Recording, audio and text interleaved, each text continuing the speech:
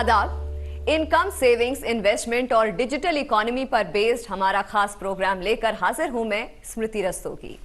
आज हम अपने इस खास प्रोग्राम में बात करेंगे प्रॉपर्टी में इन्वेस्टमेंट की।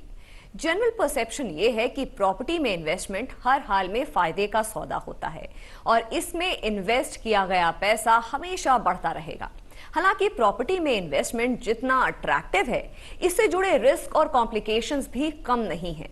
रियल एस्टेट में इन्वेस्टमेंट से जुड़े कुछ सवाल या उलझनें हमारे दिमाग में हमेशा बनी रहती हैं। मसलन, मकान खरीदना बेहतर है या प्लॉट, या फिर कमर्शियल प्रॉपर्टी में पैसा लगाया जाए, कितने दिनों बाद बेचने पर अच्छा रिटर्न मिलेगा। ऐसी उलझनों को दूर करने के लिए प्रॉपर्टी में इन्वेस्टमेंट से जुड़ी कुछ खास बातों पर गौर करना बेहद जरूरी है। इसी को डिटेल में समझने के लिए हमने अपने स्टूडियो में इनवाइट किया है दो खास मेहमानों को। हमारे साथ स्टूडियो में है जाने माने investment expert doctor Sharad Kohli और प्रॉपर्टी में strategic business planner Amit Saurabh. हम आप दोनों का स्टूडियो में वेलकम करते हैं। सबसे पहला सवाल शरद कोहली जी आपसे करूंगी कि डाइवर्स पोर्टफोलियो बिल्ड करना हमेशा से एक अच्छी बात मानी गई है। लोग उसमें पैसा भी लगाते हैं, लोग उसको प्रेफर भी कर रहे हैं, लेकिन प्रॉपर्टी में इन्वेस्टमेंट करना आपको क्या लगता है कि ये कितना बेहतर विकल्प आज के, अगर मैं पर्सपेक्टिव में बात करूं, कितना बेहतर विकल्प लोगों के लिए है, और खासकर कोविड जैसी वैश्विक महामारी के बाद? पिछले 8-10 साल को देखें तो उसमें प्रॉपर्टी मार्केट में काफ़ी स्ट्रगल रहा। प्रॉपर्टी मार्केट पर बहुत दबाव दिखाई दिया और जगह जगह प्रोजेक्ट, लोगों ने मकान खरीदे, दुकानें खरीदी, कमर्शियल प्रॉपर्टी ली, लैंड लिया, पर उसमें कोई बहुत ज़्यादा बढ़ोतरी नहीं दिखी। पर पिछले अगर हम 2-3 साल लें, खासकर कोविड, और उम्मीद तो ये की जा रही थी कि शायद कोविड में प्रॉपर्टी मार्केट उसके बाद और ज़्यादा उथल पुथल उसमें मच जाएगी, पर हुआ इसका बिल्कुल उल्टा। कोविड के बाद हमने देखा कि प्रॉपर्टी मार्केट में बहुत ज़्यादा रौनक आ गई और प्रॉपर्टी मार्केट जो बहुत सालों से दबी हुई थी उसमें एकदम से तेज़ी देखी जाने लगी। और ये ना केवल दुकानों में, लैंड में, बल्कि मकानों में, अपार्टमेंट्स तक में, फ्लैट्स तक में तेज़ी देखी जाने लगी। और इसी की वजह से प्रॉपर्टी एक बार फिर से बहुत अच्छा निवेश का विकल्प या इन्वेस्टमेंट का ऑल्टरनेट निकल के आया। ज़मीन जायदाद जिसको हम बोलते हैं, उसमें लोगों ने फिर से खरीद फरोख्त शुरू कर दी, उसमें लोगों ने अपना पैसा लगाना शुरू कर दिया। पर इसमें पैसा लगाने से पहले 2-3 चीज़ें बहुत ध्यान रखने वाली हैं जो मैं शुरू में ही बताना चाहूँगा। पहली बात तो यह है कि जब भी आप प्रॉपर्टी में पैसा लगाते हैं, इन्वेस्टमेंट पॉइंट ऑफ व्यू से, प्रॉपर्टी दो वजह से ली जाती है। या तो आप उसको इस्तेमाल करते हैं, मान लीजिए कोई फ्लैट है, कोई अपार्टमेंट है, कोई घर है, कोठी है, मकान है, दुकान है, दुकान में आप कोई अपना बिजनेस शुरू करना चाहते हैं, फ्लैट, मकान में, कोठी में आप रहना चाहते हैं, आपका परिवार, आपकी फैमिली रहना चाहती है। दूसरा पर्पस होता है कि आप जैसे शेयर्स में, बैंक के फिक्स्ड डिपॉजिट्स में, म्यूचुअल फंड्स में जैसे आप इन्वेस्ट करते हैं, वैसे ही आप प्रॉपर्टी में भी अपना पैसा लगाते हैं। पर उसका मकसद पैसा लगाने का होता है कि आपके पैसे पे आपको रिटर्न मिले। और 2 तरीके से रिटर्न आता है। एक तो यह है कि मान लीजिए आपने 10 लाख रुपए किसी प्रॉपर्टी में लगाया और वो 2-3-4 साल बाद बढ़ के 13-14 लाख, 15 लाख की हो गई, तो जिसको हम बोलते हैं कैपिटल एप्रिसिएशन। दूसरा पर्पस होता है कि आप उससे किराया वसूलते हैं, मतलब आपने प्रॉपर्टी ली, उसको किराए पे चढ़ा दी, और जो किराया आता रहा वो आपका एक तरह से प्रॉपर्टी पर रिटर्न बन गया। दोनों भी आ सकते हैं, मतलब कि किराया भी आ सकता है और साथ साथ प्रॉपर्टी के कैपिटल में बढ़ोतरी भी हो सकती है।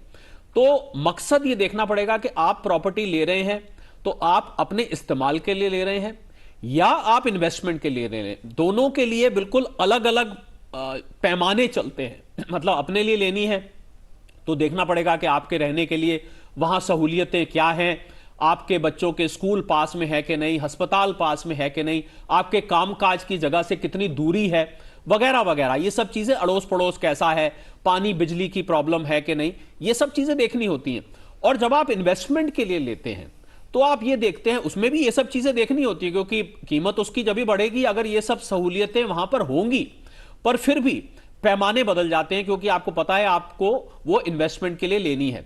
पर ध्यान रखने वाली बात, जो सबसे जरूरी बात मैं शुरू में बताना चाह रहा था, कि जो भी हमारे व्यूअर्स डीडी उर्दू के आज पैसा बोलता है कि इसको देख रहे हैं, उनको यह ध्यान रखना है कि प्रॉपर्टी में जब भी आप इन्वेस्ट करें तो आपको याद होगा हमने पैसा बोलता है में इन्वेस्टमेंट से संबंधित बहुत सारे प्रोग्राम्स किए हैं।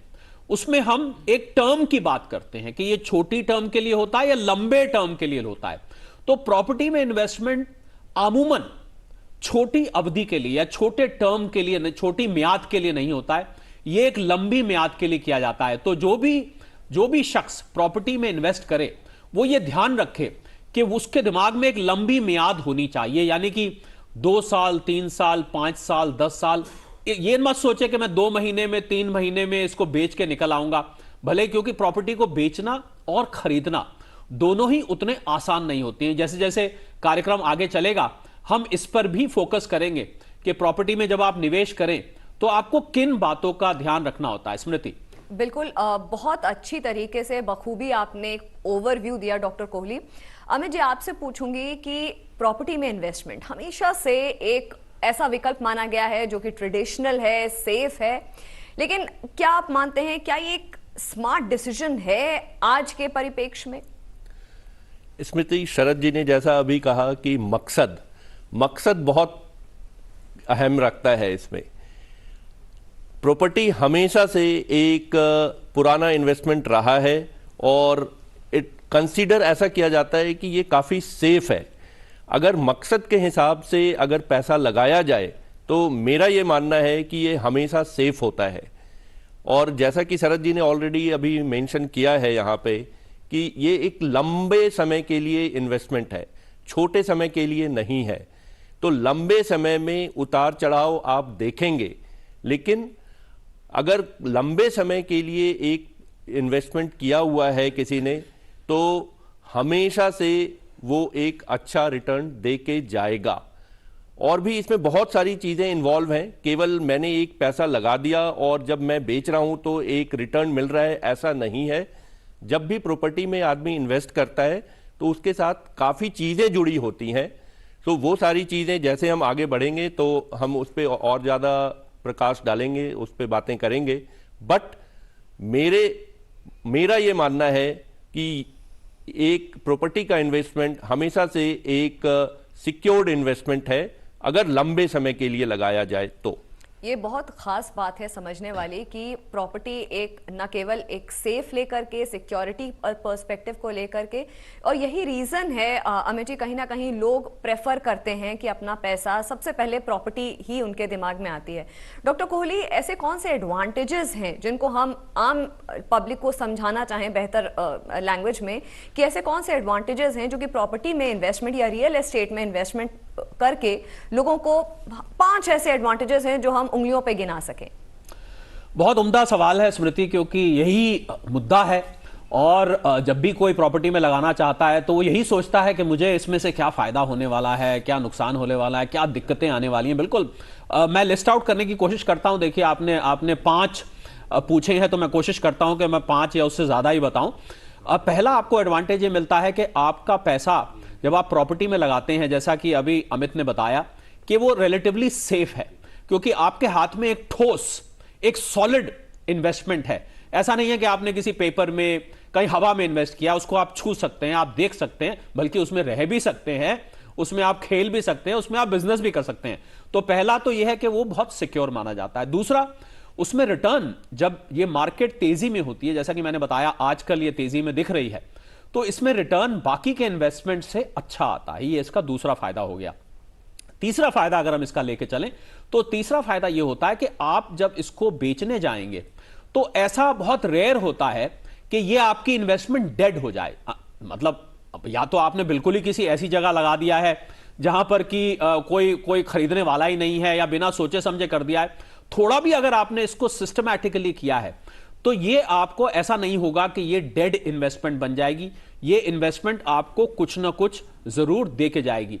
चौथा फायदा इसमें यह है कि अगर आपने इन्वेस्टमेंट के लिए भी लिया है, तो जैसा कि मैंने अभी थोड़ी देर पहले बताया कि इन्वेस्टमेंट के लिए ली गई प्रॉपर्टी भी, उसमें सब चीजें देखनी होती है। जो मैंने खुद रहने के लिए या खुद इस्तेमाल के लिए जो मैंने प्रॉपर्टी के लिए जिक्र किया, अड़ोस पड़ोस कैसा है, मार्केट पास है कि नहीं, हॉस्पिटल पास है कि नहीं, स्कूल पास में है कि नहीं, वगैरह वगैरह, जो चीज आप एक मकान लेते टाइम, एक घर लेते टाइम उदाहरण के तौर पर देखते हैं, तो वही चीज आप इन्वेस्टमेंट में भी देखते हैं। तो ऐसा भी है कि मान लीजिए आपने इन्वेस्ट किया, और मैं तो बहुत सारे ऐसे लोगों को जानता हूं जिन्होंने प्रॉपर्टी इन्वेस्टमेंट के लिए ली थी और अब वो उसको खुद इस्तेमाल करने लगे। एक शख्स तो मुझे मिले, उन्होंने कहा मैंने दुकान ली थी ये सोच के कि मैं इस दुकान को कुछ साल रखूंगा, किराए पे दूंगा और किराए पे देके किराया आता रहेगा, जब कीमत बढ़ जाएगी तो मैं इसको बेच दूंगा। और मैंने देखा, मैं उनको कुछ महीने बाद मिला, मैंने देखा वो तो खुद ही अपनी वहां पर दुकान खोल के चला रहे थे। तो मैंने उनसे पूछा, वो कहते हैं कि मुझे लगा कि यहां पर तो मैं दुकान इस चीज की खोल लूं, मुझे आइडिया आया, मैंने यहां पर दुकान खोल ली।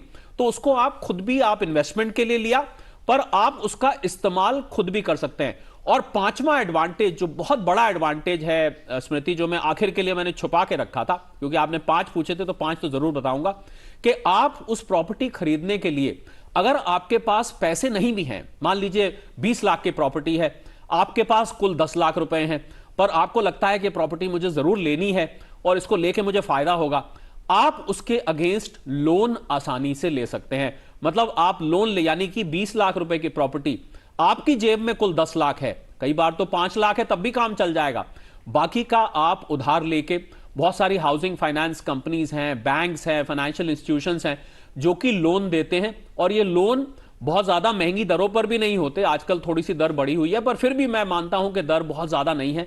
तो आप लोन लेके भी प्रॉपर्टी खरीद सकते हैं, यानी कि आपके पास जितना पैसा है उससे बढ़ के आप इन्वेस्टमेंट कर सकते हैं। और अगर आप उस लोन का ब्याज भी लगाएं और जो रिटर्न लगाएं इस पे, यानी कि किराया आ रहा है, कीमत बढ़ रही है, तो कई बार आजकल तो खासकर देखा जा रहा है कि वो लोन महंगा नहीं पड़ता, क्योंकि उसके ब्याज से कई गुना बेटर आपको कैपिटल एप्रिसिएशन मिल रहा है और आपको साथ में रेंट में मिल रहा है। तो ये 5 फायदे हैं स्मृति। और एक चीज जो मैं यहां पर बहुत जरूरी बात जोड़ना चाहूंगा कि ऐसा माना जाता है जनरली कि प्रॉपर्टी के लिए बड़ा पैसा चाहिए। मतलब हम कहते हैं बैंक में फिक्स डिपॉजिट करानी है तो भाई 5,000 रुपए 10,000 रुपए हो तब भी आप डिपॉजिट करा सकते हैं। आपको शेयर्स लेने हैं तो भी 5-10 हजार से काम चल सकता है। आपको म्यूचुअल फंड में करना है 500, 1000 रुपए, 2000, 5000, 10,000 से काम चल सकता है। तो ऐसा माना जाता था कि प्रॉपर्टी में इन्वेस्टमेंट के लिए बड़ा पैसा चाहिए, यानी कि बात हजारों में नहीं, बात लाखों में है। ये आप छोटी मोटी आप गांव की प्रॉपर्टी भी आजकल तो दे तो वहां भी काफी पैसा लगता है। तो इसके लिए सरकार ने एक बहुत अच्छा कदम उठाया है, जो कि मैं कहे बिना मुझसे रहा नहीं जा रहा। इसलिए नहीं रहा जा रहा कि दर्शक वो जुड़े रहे इस कार्यक्रम से, क्योंकि उनको ये समझ में आया कि ये भैया ये तो बहुत पैसे वालों का खेल है, या हमारे मतलब का डिस्कशन नहीं है। पर साहब ऐसा नहीं है, क्योंकि सरकार ने 2 ऐसी चीज निकाली हैं जिससे आप बहुत छोटे पैसे से भी प्रॉपर्टी में निवेश कर सकते हैं। उन 2 का नाम मैं यहां जिक्र करना चाहूंगा स्मृति, आपकी इजाजत हो तो। बिल्कुल डॉक्टर कोहली, हम सुनना भी चाहेंगे, क्योंकि जिस तरह से आप समझा रहे हैं आम जो जनता है उसे एक कनेक्टिविटी बनाने में, उनको समझाने में बहुत आसानी हो रही है। जी बिल्कुल। देखिए पहला जो नाम है वो है REIT। REIT का मतलब है रियल एस्टेट इन्वेस्टमेंट ट्रस्ट। जैसे एक म्यूचुअल फंड चलता है, इसी तरह से ये रियल एस्टेट इन्वेस्टमेंट ट्रस्ट चलता है। बहुत सारे लोग थोड़ा थोड़ा पैसा डाल के, और ये जो ट्रस्ट होती है ये उससे बड़ी प्रॉपर्टी खरीद लेती है, क्योंकि थोड़ा थोड़ा बूंद बूंद करके घड़ा भरता है, घड़ा भर जाता है और उस घड़े से बहुत बड़ी प्रॉपर्टी आ जाती है। उसके रेंट का बेनिफिट, उसके कैपिटल एप्रिसिएशन का बेनिफिट उन सब लोगों को मिलता है जिन्होंने छोटे छोटे पैसे डाल के ये किया था।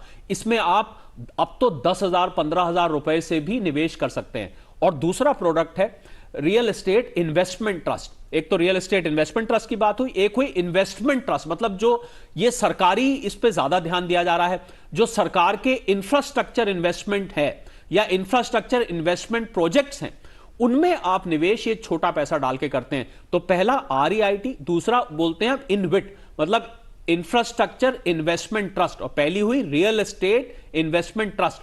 तो इन 2 में आप 10-15 हजार रुपए से भी निवेश करें, आपको बाकायदा वही फायदा मिलेगा जो लाखों रुपए की प्रॉपर्टी खरीद के बड़ा पैसा डाल के फायदा मिलता है।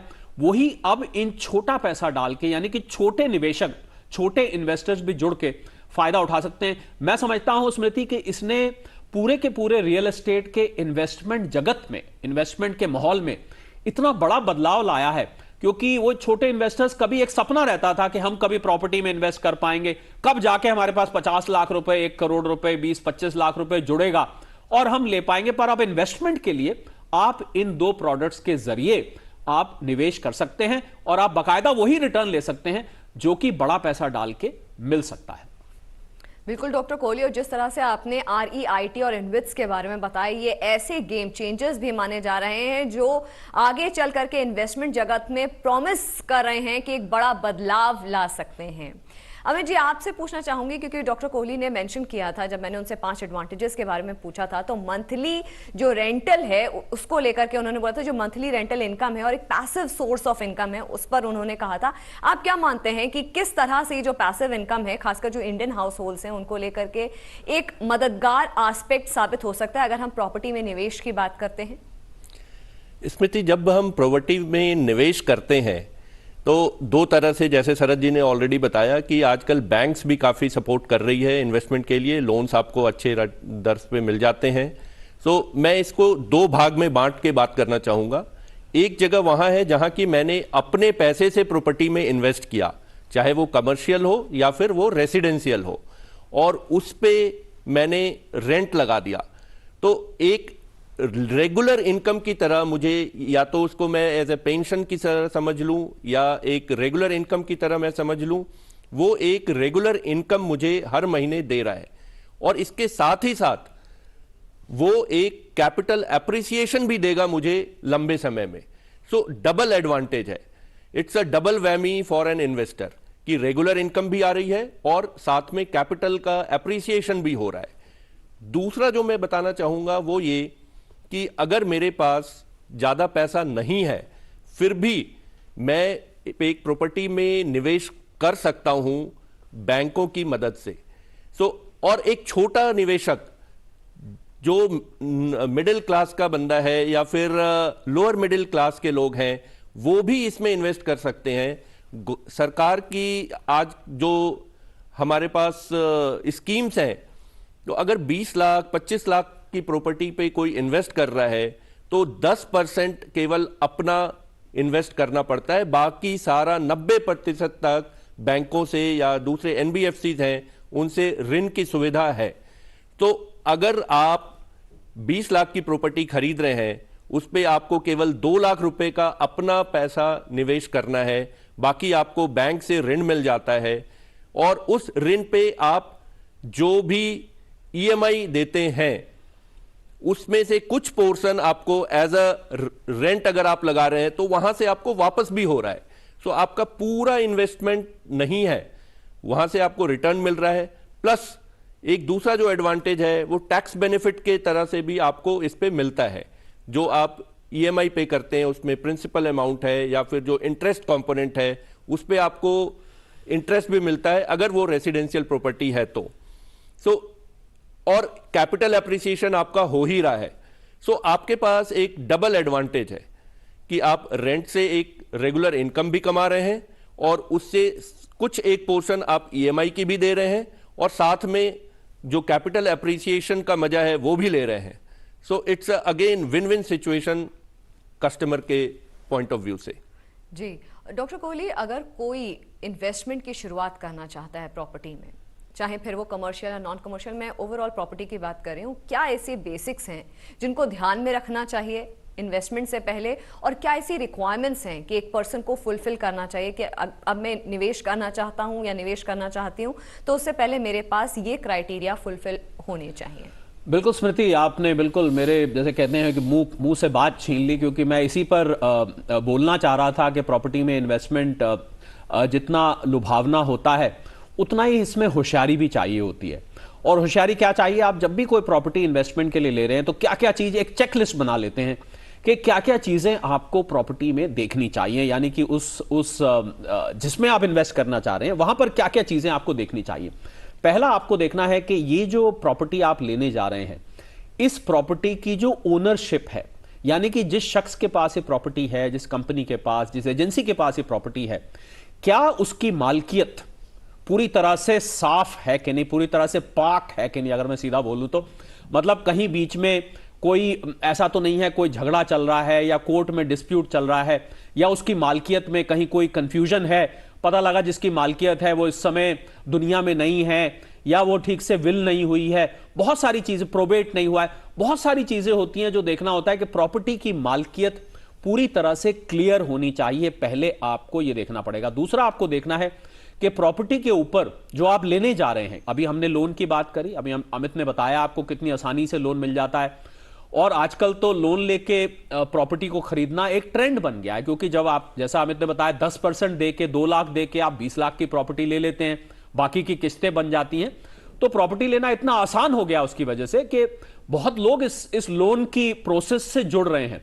तो आपको यह देखना है कि जो प्रॉपर्टी आप लेने जा रहे हैं, ऐसा तो नहीं उस पर कोई लोन अभी बकाया हो, ऐसा ना हो आप ले लें और वो लोन आपके गले में पड़ जाए, यानी कि आपने पैसा भी दे दिया और वो लोन, बहुत सारे किस्से ऐसे सुनने में आते हैं। और लोन भी तो इसलिए आपको उस पर, अगर लोन चल रहा था उस प्रॉपर्टी पे, तो एक नो ड्यूज सर्टिफिकेट आपको उस प्रॉपर्टी पर उसके ओनर से और उस एजेंसी से जहां से उसने लोन लिया हुआ था, वो बैंक है, एनबीएफसी है, उससे एक नो ड्यूज सर्टिफिकेट आपको ले लेना चाहिए।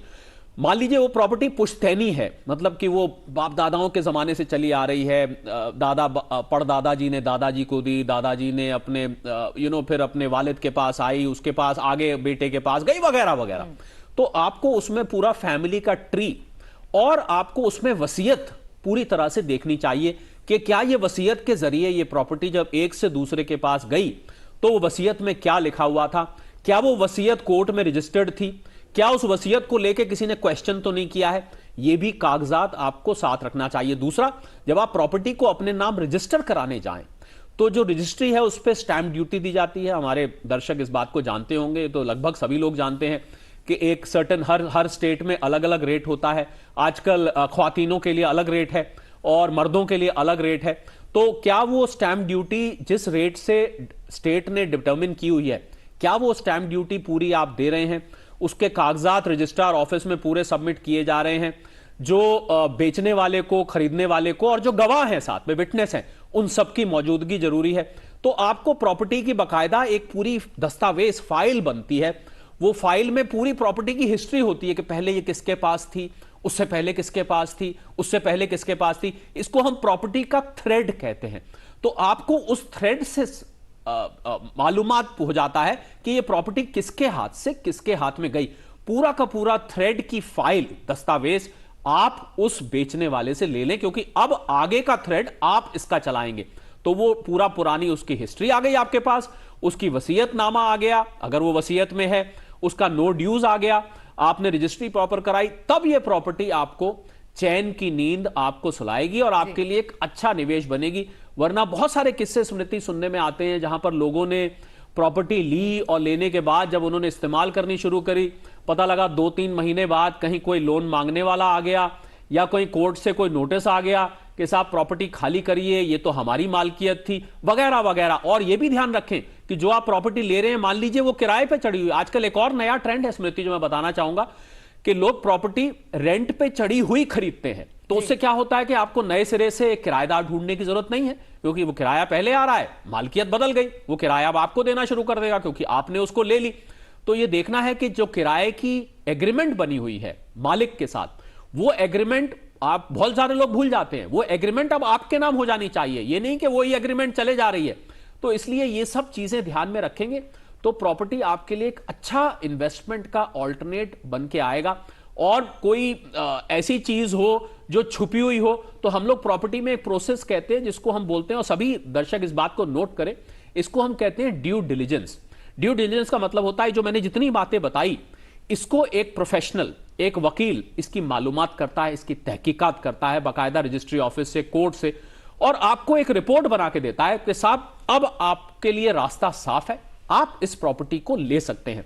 तो इसकी ड्यू डिलिजेंस, कुछ पैसे भले ही खर्च हो, 5,000 10,000 खर्च होते हैं, कर देने चाहिए। आखिर आपके लिए प्रॉपर्टी लंबे वक्त तक रहने वाली है और आपको इसमें से रिटर्न जनरेट करना है और आप इसमें से सुकून चाहते हैं, तो ये ड्यू डिलिजेंस करा के आपको प्रॉपर्टी लेनी चाहिए। उसमें मैंने ये जितनी बातें बताई, ये आपके लिए एक प्रोफेशनल वकील होगा या कोई रजिस्ट्रार ऑफिस से होगा, वो ये करके देगा, जिसके बाद आपके लिए प्रॉपर्टी ज्यादा मुनाफेमय हो जाएगी। आप दोनों ही मेहमान आज वक्त निकालकर हमारे साथ शिरकत किया है इस शो में, आपका तहे दिल से धन्यवाद। धन्यवाद। पैसा बोलता है कि इस खास कड़ी में फिलहाल इतना ही। हमारा ये प्रोग्राम आपको कैसा लगा, इस पर आप अपनी राय हमें भेज सकते हैं। इसके लिए हमारा ईमेल आईडी है ddurduspecials@gmail.com। इसी के साथ हमारी पूरी टीम को दीजिए इजाजत। आदाब।